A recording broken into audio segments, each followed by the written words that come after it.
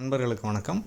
The simple path to wealth podcast சீரீஸோட 5th and final podcast இதுதான். இதில் pension schemes பற்றி பேசலாம்னு நினைக்கிறேன். ஒரு எம்ப்ளாயி ஒரு 24 வயசில் ஒருத்தர் ஒரு நிறுவனத்தில் வேலைக்கு சேர்றாரு அப்படின்னா, அவர் ஒரே நிறுவனத்தில் 25லேருந்து 35 வருஷம் வேலை பார்க்க போகிறாரு. அப்படின்னா 60 வயசு ரிட்டையர்மெண்ட் அப்படின்னா அவர் கிட்டத்தட்ட 35 வருஷம் அவரோட வாழ்க்கையில் அங்கே இருக்கார். அது அரசு நிறுவனமோ தனியார் நிறுவனமோ, அவர் 60 வயசுக்கு பிறகு ரிட்டையர்மெண்ட்டுன்னு ஆகும்போது அவருக்கான பென்ஷன் அப்படின்ற ஒன்று அந்த நிறுவனம் கொடுக்காது. அப்படின்னா அவர் 25 வயசில் வேலைக்கு சேர்ந்த நாள்லேருந்தே 60 வயசுக்கு அப்புறம் அவர் வருமானத்துக்கு என்ன பண்ண போகிறாரு, செலவுக்கு என்ன பண்ண போகிறாரு அப்படின்றத யோசிக்க வேண்டிய கட்டாயத்துக்கு இன்றைக்கி கிட்டத்தட்ட எல்லாரும் ஆளாகணும். இந்தியா மாதிரி ஒரு நாட்டில் அரசு வேலையோ தனியார் துறை வேலையோ அவங்க 60 வயசுக்கு பிறகு என்ன செய்ய போகிறாங்க, வருமானத்துக்கு என்ன பண்ணுவாங்க, இல்லை சாகிற வரைக்கும் உழைக்கணுமா அப்படின்றதையும் யோசிக்க ஆரம்பிக்கிறோம். இந்த கான்செப்டே மொத்தமே புதுசு தான். ஒரு 100 வருஷத்துக்குள்ளே தான், இல்லை 50 வருஷத்துக்குள்ளே தான் நம்ம இந்தியாவில் சுதந்திரம் பெற்றதுலேருந்தே இந்த கான்செப்ட் இருந்திருக்கு. அரசு வேலையிலேருந்து ஓய்வு பெறுறவங்களுக்கு பென்ஷன் கொடுத்துருக்காங்க. அப்போ 2003க்கு பிறகு அதிலிருந்து அரசு கொஞ்சம் பின்வாங்கிக்கிடுது. சில மாநிலங்களில் திரும்ப அந்த ஓல்டு பென்ஷன் ஸ்கீம் அப்படின்றத கொண்டு வர்றாங்க. பட் ஆனால் இந்த கான்செப்ட்ஸ், இந்த ரிட்டையர்மெண்ட் இன்வெஸ்ட்மெண்ட்டு, இதுக்கான விஷயங்கள், இது எல்லாமே கிட்டத்தட்ட ஒரு 50 வருஷத்துக்குள்ளே தான் ஒரு மிகப்பெரிய அவேர்னஸோடு மக்கள் பேச ஆரம்பிச்சிருக்காங்க, இல்லை கவனிக்க ஆரம்பிச்சிருக்காங்க. ஆனாலும் கல்லூரி முடித்து இல்லை படிப்பு முடிந்தோடனே வேலைக்கு வரக்கூடிய ஒருத்தர் அவர் அந்த மாதம் அந்த வருடத்துக்குள்ளே தான் அவரோட கணக்குகள் இருக்குமே தவிர்த்து 60 வயசுக்கு என்ன அப்படின்றத யாரும் யோசிக்கிறதாக தெரியல. லாங் டேர்ம் ஃபைனான்ஷியல் பிளானிங் அப்படின்றதே இப்போ தான் இந்த கொரோனாக்கு பிறகு தான் மிக அதிகமாக பேசப்படுது, அதிகமாக மக்கள் கவனிக்கிறாங்க, அதில் ஆர்வம் காட்டுறாங்க. இப்போ இந்தியாவை பொறுத்த வரைக்கும் அரசு இந்த பென்ஷன் ஸ்கீமில் இருந்து எப்போவோ பின்வாங்கிட்டாங்க. மோர் தென் 20 இயர்ஸ் பேக். அப்போ 2003லேயே பின்வாங்கிட்டாங்க. இப்போ திரும்ப சில மாநிலங்களில் இம்ப்ளிமெண்ட் பண்ணியிருக்காங்க. அது எப்போ, அது என்றைக்கு அது அகைன் அந்த ஸ்கீமில் வர்றவங்க எப்போ ரிட்டையர்ட் ஆகி அந்த பென்ஷன் வாங்குவாங்கன்னு நமக்கு தெரியாது. அரசு 5 வருடங்களுக்கு ஒரு முறை இப்போ புதுசாக ஆல்ரெடி எக்ஸிஸ்டிங் ஸ்கீம்லேருந்து இன்னொரு ஸ்கீம்னு சொல்லி அனௌன்ஸ் பண்ணியிருக்காங்க. மக்கள் கேட்குறது, அதாவது அரசு அலுவலர்கள் கேட்குறது அந்த பழைய பென்ஷன் ஸ்கீமுக்கு போங்கன்றது தான். ஆனால் அரசு புதுவிதமான பல ஸ்கீம்களை அறிமுகப்படுத்துகிறாங்களே தவிர்த்து அந்த பழைய ஸ்கீமுக்கு போகிற மாதிரி தெரியல. இதுக்கு நடுவில் அரசு கொண்டு வந்திருக்கக்கூடிய இன்னொரு ஸ்கீம் என்ன அப்படின்னா, அதாவது இதுவும் ஒரு பென்ஷன் ஸ்கீம் தான். இதில் யார் வேணுமானாலும் பங்கெடுக்கலாம். அரசு ஊழியரும் இதில் பங்கெடுக்கலாம், தனிநபர்களும் சாதாரண நபர்களும் தனியார் வேலையில் இருக்கவங்களும் இதில் பங்கெடுக்கலாம். ஒரே கண்டிஷன் என்ன அப்படின்னா, இன்கம் டேக்ஸ் பேயருக்கு இதில் அனுமதி கிடையாது அப்படின்றது தான். நீங்கள் அரசு ஊழியராக இருந்து இன்கம் டேக்ஸை கட்டக்கூடிய அளவுக்கு சம்பளம் வாங்குறீங்கன்னா இதை நீங்கள் ரிஜிஸ்டர் பண்ணிக்கிட முடியாது. இந்த ஸ்கீமோட பேர் என்ன அப்படின்னா அட்டல் பென்ஷன் யோஜனா அப்படின்றது. இது பாராளுமன்றத்தில் சட்டம் கொண்டு வரப்பட்டு நிறைவேற்றப்பட்ட ஒரு ஸ்கீம். இதில் 1000 ரூபாயிலிருந்து 5000 ரூபா வரைக்கும் 5 விதமான ஸ்கீம்கள் வச்சுருக்காங்க. இப்போ நீங்கள் இதை கேட்டுட்ருக்கீங்கன்னா ஆல்ரெடி இதில் நிறைய பேர் என்ரோல் ஆகிருக்கலாம். Private bank, public sector bank, post office வழியாக நீங்கள் இந்த 3ல் எதன் வழியாக வேண்டுமானாலும் இதில் சேரலாம். ப்ரைவேட் செக்டார் பேங்க்ஸ்லாம் கட்டாயப்படுத்தி, அதாவது நிறைய பேரை முன்னாடியே இந்த ஸ்கீம் கொண்டு வரப்பட்ட புதுசுலேயே மினிமம் 1000 ரூபா இதுலையாவது போட்டுக்கோங்கன்னு சொல்லிட்டு நிறைய பேரை போட்டிருக்காங்க, நிறைய பேர் ஆட் பண்ணியிருக்காங்க அதில். ஸோ நீங்கள் இது வரைக்கும் இல்லை, நீங்கள் இதை கேட்டுட்ருக்க உங்களுக்கு 30 வயசுக்குள்ளே இருக்குது அப்படின்னா நீங்கள் இமீடியட்டாக அதில் ஜாயின் பண்ணிடுங்க.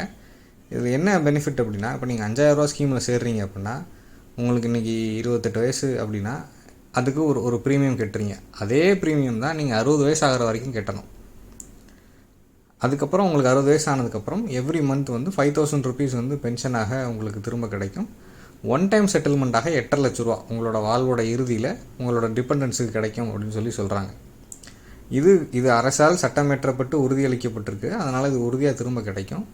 பட் ஆனால் இதை கேள்விப்படுற பெரும்பாலான யங்ஸ்டர்ஸ், காலேஜ் முடித்து வேலைக்கு தயாராகிற, இல்லை வேலைக்கு போய்கிட்டு இருக்கிற, வேலைக்கு 1 வருஷமாக 2 வருஷமாக போயிட்டுருக்கிறவங்க இதை பற்றி இந்த மாதிரி விஷயங்களை கேள்விப்படும்போது என்னென்னா, இங்கிலீஷில் ப்ரஷ் இட் அசைடுன்னு சொல்லுவாங்க. அப்படியே இடது கைடு தள்ளி விட்டு போகிறதுன்ற மாதிரி. நான் அவ்வளோ நாளாக உயிரோடு இருக்க போகிறேன் அப்படிலாம் உள்ளூராக அவங்களுக்கு தெரியும், அவங்க 100 வருஷம் வாழணும்னு ஆசைப்படுவாங்க, நினைப்பாங்க. ஆனால் இந்த மாதிரி விஷயங்களை சொல்லும்போது அதை பொருட்படுத்துறதில்ல, இல்லை அதுக்கு அந்தளவுக்கு அவங்களுக்கு ஃபைனான்சியல் விஷயங்கள் இன்னும் புரிய ஆரம்பிக்கலை. திருமணத்துக்கு முந்தைய நேரம் அப்படின்றதுனால வரவும் செலவும் வந்து கொஞ்சம் தாராளமாக இருக்கும் அப்படின்றதுனால அவங்க தன்னை பற்றி யோசிக்கலை, இல்லை தன்னோட அந்த அந்த அந்த தனக்கு வயசாகாதுன்னே நினச்சிட்டு இருப்பாங்களா இருக்கும்.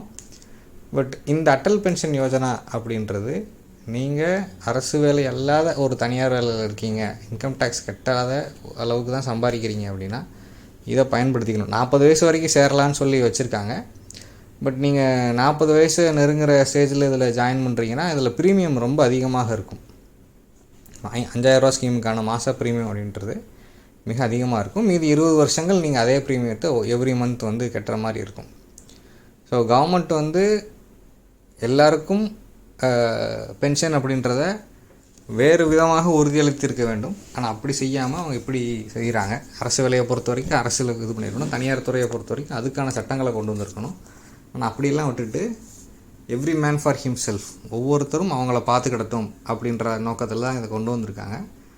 நீங்கள் இப்போ இந்தியா மாதிரி ஒரு நாட்டில் நம்ம இந்த பாட்காஸ்ட் சீரீஸில் நிறையா பேசியிருக்கோம், எப்படியெல்லாம் இதெல்லாம் இன்வெஸ்ட் பண்ணலான்னு சொல்லிட்டு, அண்ட் எப்படி ஆல்ரெடி இங்கே பிரபலமாக இருக்கக்கூடிய ஃபைனான்ஷியல் அட்வைசர்ஸ் என்னெல்லாம் சொல்கிறாங்கன்னு சொல்லிட்டு. இது பர்டிகுலர்லி இதெல்லாம் அவங்க யாரை மனசில் வச்சு பேசுகிறாங்கன்னா ஒரு முதல்ல வேலைக்கு போகிறவங்க, அந்த 20s இருக்கிறவங்க தான். 30s 40s இருக்கிறவங்க ஆல்ரெடி கமிட் ஆகிருப்பாங்க, அந்த சைக்கிளில் மாட்டிக்கிடுவாங்க. உதாரணத்துக்கு நீங்கள் 25 வயசு 27 வயசில் ஒரு எல்ஐசி பாலிசி போட்டிங்க, 15 இயர்ஸ் பாலிசி அப்படின்னா அதை நீங்கள் கெட்டி தான் ஆகணும். நீங்கள் இடையில அதிலேருந்து வெளியில் வர முடியாது. அதில் ஜாயின் பண்ணுறது ஈஸி, அது ராட்டினத்தில் ஏறுற மாதிரி தான். ராட்டினம் நின்னா தான் நீங்கள் இறங்க முடியும், அது வரைக்கும் சுற்றிட்டு தான் இருக்கும். ஸோ அப்போ நீங்கள் இதுக்குள்ளெல்லாம் மாட்டிக்கிறதுக்கு முன்னாடியே நீங்கள் கொஞ்சம் பணம் சம்பாரித்து அந்த ஸ்கீம் இந்த ஸ்கீம்னு உங்களை ஆட்கள் சேர்த்து விடுறதுக்கு முன்னாடியே இதெல்லாம் தெரிஞ்சுக்கிட்டீங்க அப்படின்னா நீங்கள் ப்ராமினெண்ட்டாக பண்ண வேண்டியது முதல்ல பிபிஎஃப், 2வது கோல்டு, 3வது அட்டல் பென்ஷன் யோஜனா. இல்லை இது எந்த ஆர்டர்னாலும் வச்சுக்கோங்க, நான் சொல்கிற ஆர்டர் தான் அப்படின்னு இல்லை. மிஸ்டர் ஆனந்த் சீனிவாசன் சொல்கிற மாதிரி தான் ஒவ்வொரு தனிநபரும் இந்தியாவை பொறுத்த வரைக்கும் எவ்வளோ கோல்டு முடியுமோ அவ்வளோ கோல்டு வந்து அக்வயர் பண்ணிக்கணும்னு தான் அவர் சொல்கிறார். கோல்டு அஸ் அன் இன்வெஸ்ட்மெண்ட், ஆர்னமெண்ட்டாக பெண்கள் வாங்கணும்னு நினைப்பாங்க. அப்படி அது ஆர்னமெண்ட்டாக வாங்கினாலும் அது ஒரு இன்வெஸ்ட்மெண்ட்டாக தான் கன்சிடர் பண்ணணும் அப்படின்னு சொல்லி ஆனந்த் சீனிவாசன் மாதிரி ஆட்கள் சொல்கிறாங்க. ஏன்னா இந்தியாவை பொறுத்த வரைக்கும் அதோட வேல்யூ கூடிகிட்டே தான் இருக்குது. அதுதான் இந்திய குடும்பங்களை பொறுத்த வரைக்கும் கோல்டு தான் முதல் ஹெட்ஜ், முதல் investment against any bad situation, any எந்த ஒரு பின்னடைவுக்கும், பொருளாதார பின்னடைவுக்கும், எந்த ஒரு உடல்நல கோளாறு சிக்கல், எந்த ஒரு இதையும் சரி கட்டுவதற்கான ஹெட்ஜ் வந்து கோல்டு தான். அதை உடனே அடகு வச்சோ இல்லை விற்றோ அதை பெரும்பாலான குடும்பங்கள் அப்படி தான் மீட் பண்ணுறாங்க. அதனால் சம்பாதிக்க ஆரம்பிக்கிற ஒருத்தர் ஆரம்பத்தில் ஏன்னா விலை கூடிக்கிட்டே போகுது அப்படிங்கும்போது அவர் முதல்ல கோல்டை தான் சேர்க்கணும் அப்படின்னு சொல்லி ஆனந்த் சீனிவாசன் சொல்கிறாரு. அதுக்கப்புறம் 2வது பிபிஎஃப், உங்களுக்கு இந்த இண்டெக்ஸ் ஃபண்டு இந்த மாதிரி விஷயங்களை நம்பிக்கை இல்லை மார்க்கெட்டு நினச்சி பயமாக இருக்குது அப்படின்னா இண்டெக்ஸு. 3வது அட்டல் பென்ஷன் யோஜனா. ஏன்னா இதில் நீங்கள் எவ்வளோ சீக்கிரம் சேர்றீங்களோ அவ்வளோ ப்ரீமியம் அவ்வளோ குறைவாக இருக்கும். அதுக்கேற்ற மாதிரி உங்களுக்கு வந்து ரிட்டர்ன்ஸ் வந்து அந்த 60 வயசானோன்னா ஆட்டோமேட்டிக்காக உங்களுக்கு வர ஆரம்பிச்சிடும். இது நீங்கள் திருமணம் முடிக்கிற ஸ்டேஜில் இருக்கீங்க, இல்லை திருமணம் ஆயிடுச்சுன்னா உங்கள் ஒய்ஃபுக்கு அது வரைக்கும் இல்லை அட்டல் பென்ஷன் யோஜனா பற்றி அவங்க தெரியாமல் இருக்காங்கன்னா அவங்க பேர்லேயும் பண்ணி வச்சுக்கிறது நல்லது. இப்போ 2020s நீங்கள் உங்கள் 20 வயதுகளில் இருக்கீங்க அப்படின்னா 2060s வந்து மேபி ஒரு கேஸ் சிலிண்டர் விலை 5000 ரூபா ஆயிடலாம், ஒரு மாதம் செல்ஃபோன் ரீசார்ஜ் கூட 5000 ரூபா ஆயிடலாம். பட் ஆனால் தேதி 1 ஆனால் உங்களுக்கு கேரண்டீடாக பணம் வரும் அப்படின்றது வந்து ஒரு பெரிய ரிலீஃப். நீங்கள் யாரையும் சார்ந்து இருக்க வேண்டாம். நீங்கள் இன்னொருத்தர்கிட்ட மாத செலவுக்கு உங்கள் குழந்தைங்கக்கிட்டேயோ இல்லை வந்து இன்னொருத்தரை எதிர்பார்க்க வேண்டாம் அப்படின்றதே ஒரு பெரிய ஆறுதல் தான். சோஷியல் செக்யூரிட்டிங்கிறது அதுதான். எந்த ஒரு தனி மனிதரும் அவரோட வாழ்க்கையோட இறுதி வரைக்கும் கண்ணியத்தோடு வாழணும், டிக்னிட்டியோட ரெஸ்பெக்டோடு வாழணும். அதுக்கான ஏற்பாடுகள் ஒரு சொசைட்டியில் இருக்கணும். அவங்க பணம் ஈட்டுவதற்கோ ஈட்டியதை காப்பாற்றிக் கொள்வதற்கோ இல்லை இறுதி காலத்தில் அவங்களுக்கு எடுத்து செலவு பண்ணுவதற்கோ மருத்துவ வசதிகள், இதெல்லாம் தான் சோஷியல் செக்யூரிட்டி. ஸோ இதை என்ஷூர் பண்ணுறதுல நிறைய குளறுபடிகள், நிறைய வந்து முன்னுக்கு பின் முரணாக விஷயங்கள் நடப்பது, இப்படி பலதும் இருக்குது. இப்போ தனி மனிதர்களாக நம்ம எவ்வளோ விஷயங்களை நம்மளே டேக் கேர் பண்ணிக்கிறோம், அரசை நம்பாமல், சிஸ்டத்தை நம்பாமல்.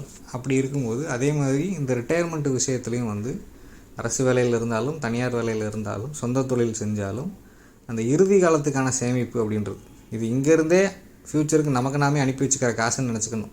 நீங்கள் இங்கே 2025 2065 இருக்க போகிற உங்களுக்கு இங்கேருந்து நீங்கள் மணி ஆர்டர் அனுப்புகிற மாதிரி தான் இது எல்லாமே. ஸோ இந்த என்டையர் பாட்காஸ்ட் சீரீஸும் உங்களுக்கு பிரயோஜனமாக இருந்திருக்கும்னு நம்புகிறேன்.